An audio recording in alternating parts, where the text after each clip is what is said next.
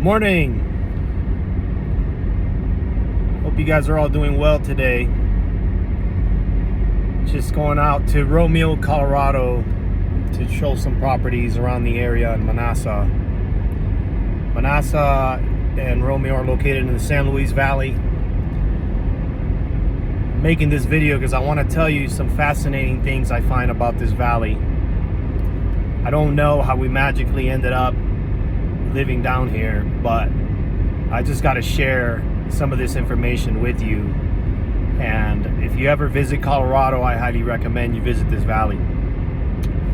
So Manassa is down south, closer to the border, and it's a town that's known to have a lot of Mormon presence. But there's also a mine there. It was called King Manassa turquoise mine. It was a very high producing turquoise mine, and there's a town nearby. It's called Romeo. That's where I'm going to go show this property. But one of the coolest things about the valley, and it could be boring for some people, is that you can be driving for a long time and not see a car. The valley is 100 miles long and about 65 to 70 wide at the widest and longest points, so you can get the idea. It's a really big valley. The valley floor sits at an average of 7,500 feet. Depending on where you live on the valley, it's going to be 7,550, 7,535, 7,800. Just depends on where you are. The cool thing about this valley is surrounded by mountains everywhere all around it. So when you're in Colorado and you're in the Front Range, you see the mountains on the right side. When you are in the western slopes, you see them on the left side, sorry. When you're on the western slope, you see the mountains on the opposite side. When you're in the San Luis Valley, you see mountains on both sides. And that can be a little trippy at first because you get used to your sense of directions by looking at the mountains, and then all of a sudden you have mountains on both sides.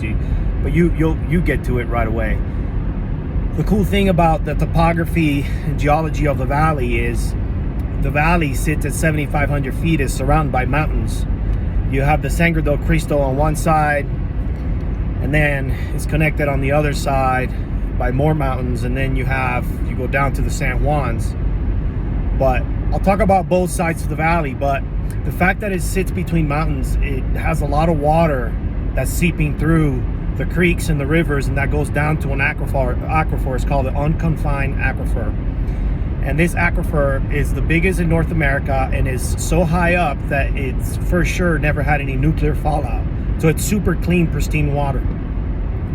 The other thing about that is that it's got like miles and miles of this blue clay that filters the water. There's several different layers filtering the water in this aquifer.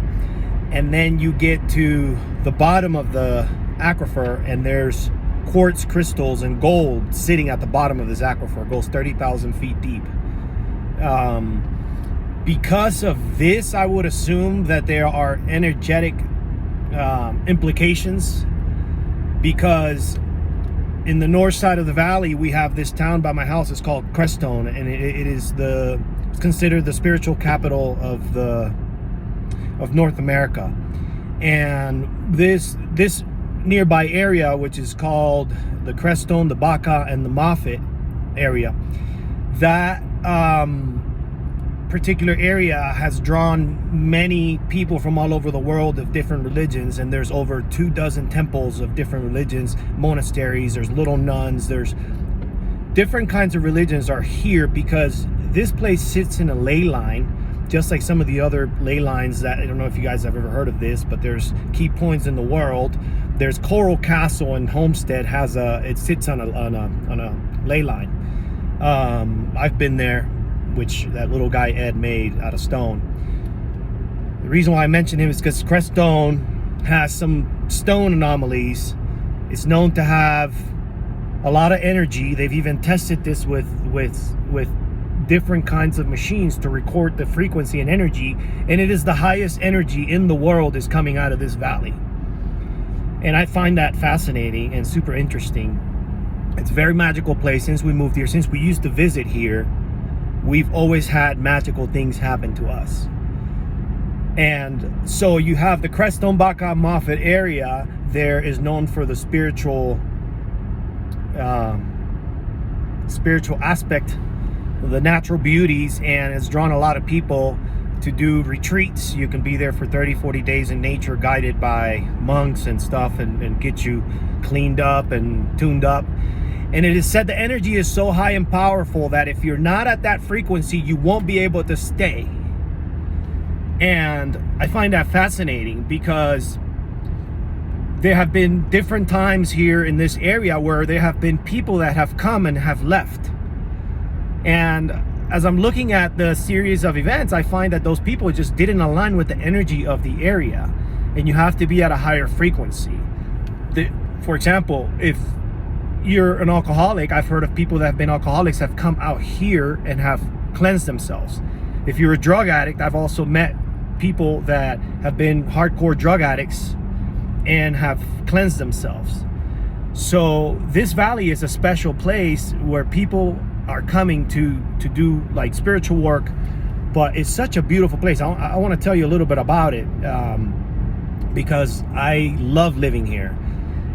And the cool thing about this whole area is that they allow you to do things like building and whatnot that other areas don't allow you. So there's a lot of people that have made like really cool like fairy homes, habitats is called, and everyone in there and within this community is very resilient and very sovereign and intelligent from my gatherings, just being around.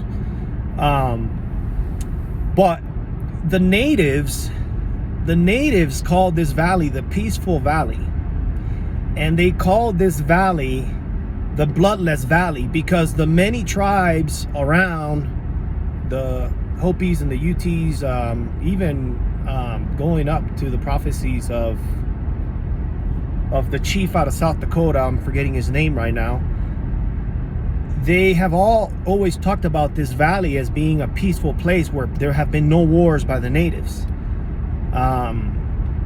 And that's kind of cool. Like there's a certain vibe and peacefulness to this valley that I can't explain, but you must visit, even if it's just for vacation, even if you just want to come for hiking. Let me tell you about what we got going on here as far as outdoor stuff. In the Sangre del Cristos, which is one of the most beautiful mountain ranges I've ever seen, has about 65 peaks.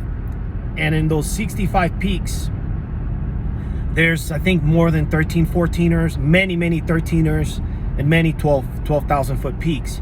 And you can do a traverse where like you go from one peak all the way to the other. You can do dirt biking where you go from one side all the way to the other. It's like an 80-mile single track where you can do it on a dirt bike, on a horse. I'll be probably filming some of this stuff when the summer comes because I want to show you. It's just some of the most majestic woods I've ever seen. And when you walk in there, it's like, wow, you're like in a little magic storybook because everything is so perfect and pristine, and big beautiful trees, and just those granite tops and lakes up on top. The lakes have this sediment that's got like gold in it, like this gold mineral that's not gold, but it's kind of like gold looking, and it causes the trouts to turn gold, and that's pretty cool. If you wanted to horseback ride, you have so many trailheads. And then on the foothills of the Sangres, you have the Great Sand Dunes, which is the tallest sand dunes in the United States or the world, if I'm not mistaken, because the dunes go really high. And it's like the only place where you can see the dunes and then you can see mountains in the background with snow caps. You feel like you're in the Sahara Desert when you get up there. The sand is all wavy and groovy, and it's just phenomenal. You have to do this. It's very hard to hike up the sand. Imagine being in a beach where you're hiking up and you're going up 2,000 feet in elevation gain in a matter of, you know, a mile and a half or so. So it's very treacherous, and you have to be very fit to come and make it all the way to the top of the dunes. You can even camp out there. Some of the most incredible stargazing you can ever imagine is done out of this valley. You can see the entire galaxy. You can see everything. People talk there's a UFO tower out here because if you look up in the sky at night when it's cool, you can see all the stars, and then you see stuff moving around in the sky, and you're like, well, what is that? And so people come out here to see UFOs. There's a place called the UFO Watchtower. But as you're in the Sangres and you have, starting down at Mount Blanca, and you're coming up on the foothills, you have the Zapata Ranch Association, which you can reside there. Then you have the Great Sand Dunes, which is a big preserve, and that's all closed up. It's private. You can't own around there. Then you go north of that, and you end up in Liberty and Duncan. These are two old mining towns that got taken out in the early 1900s. There was a bunch of people living in the hills and extracting all the gold and stuff, but when the EPA changed the rules and whatnot, they had to kick a bunch of folks out of there, and they also kicked a bunch of people out that weren't living there with papers. But in the early 1900s, there was like even mail delivered to these foothills every single day, and trains will go to there. This is north of the sand dunes.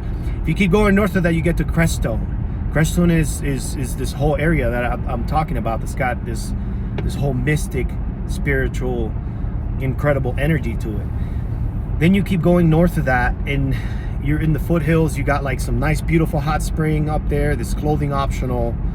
And you have a bunch of trails. It's just trailheads and trails and trailheads that take you up to the top of the Sangres. There's only two that take you up a motorcycle. All the other ones are accessible in any other way except car. So you can walk, you can take a horse, or you can take a bicycle.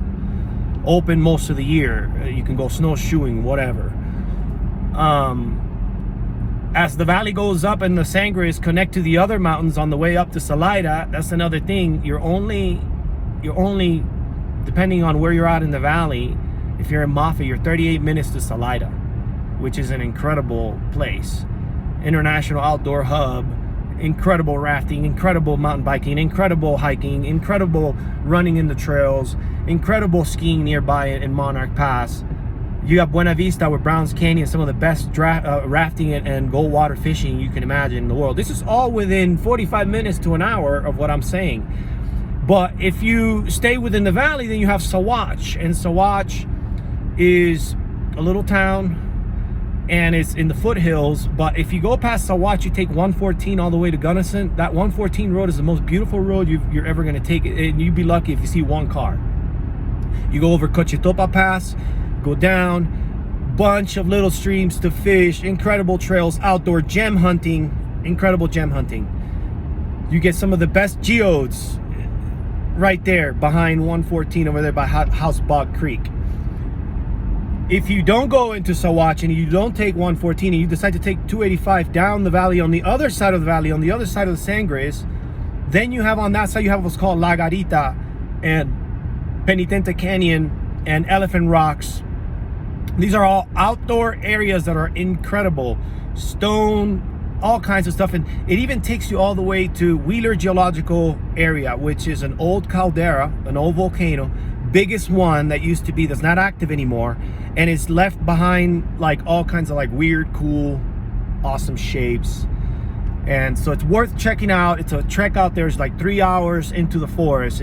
But if you ever want to see something cool, the Wheeler Geological Area, out of control.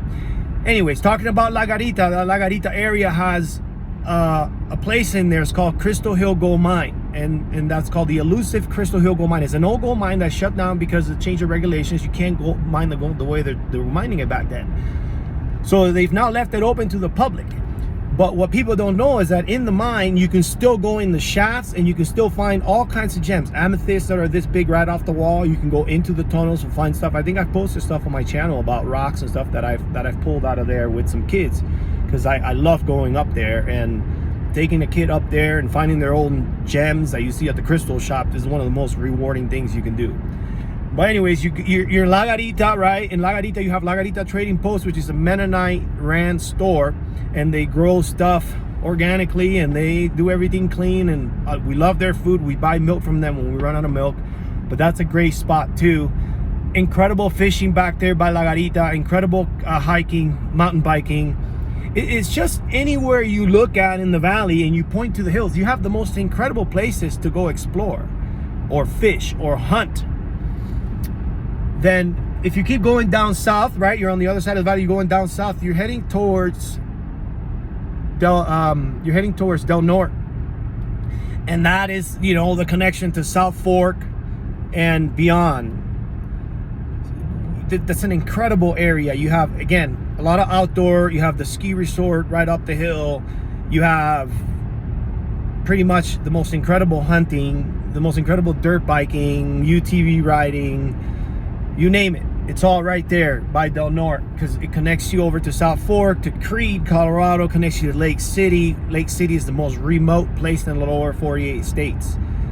If you want to see the most beautiful mountains you've ever seen, you go to Lake City and you rent yourself a UTV and you go to the top of the San Juans through Engineer or Cinnamon Pass. It's called the Alpine Loop.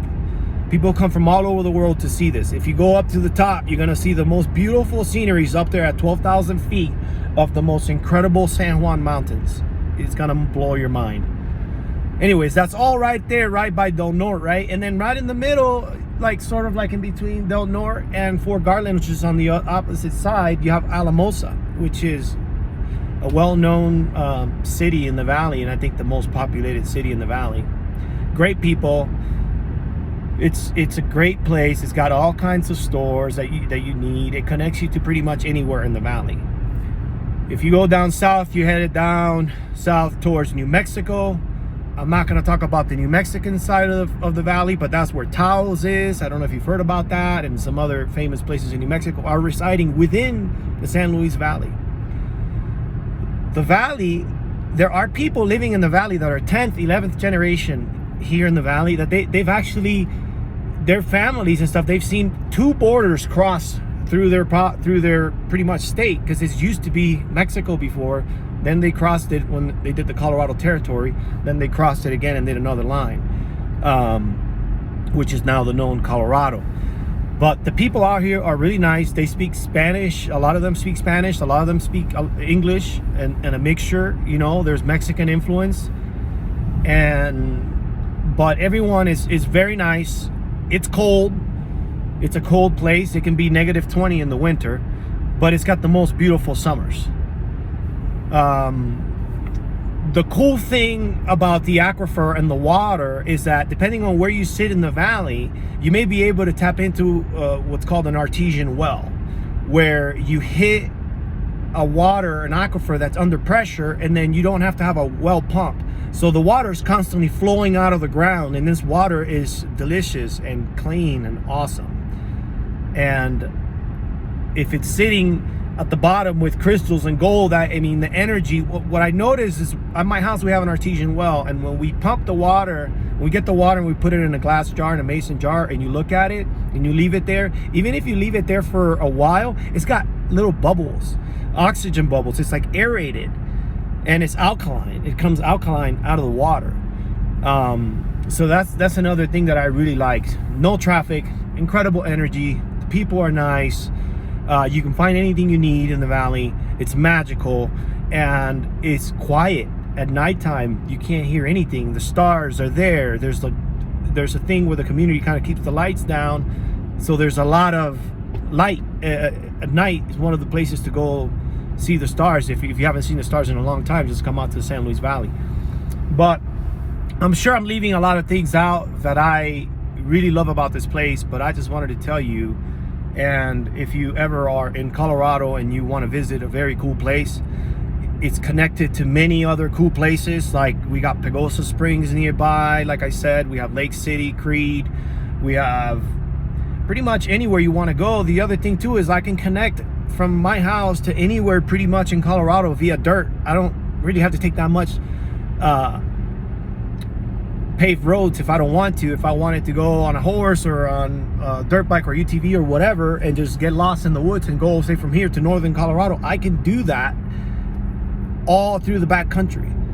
It's endless. All these old wagon trails and gold mining trails and stuff, they're all out there for people to go explore, and there's not that many people. There's a lot of people in the Front Range, but out here in southern Colorado and the areas where I'm at, there's a lot less people, and I love that. Anyways, I hope you have a good Saturday. My rant was very long. I love this valley, the San Luis Valley in Colorado. If you have any questions about the valley, just shoot me a message. I can help you out. Have a good one.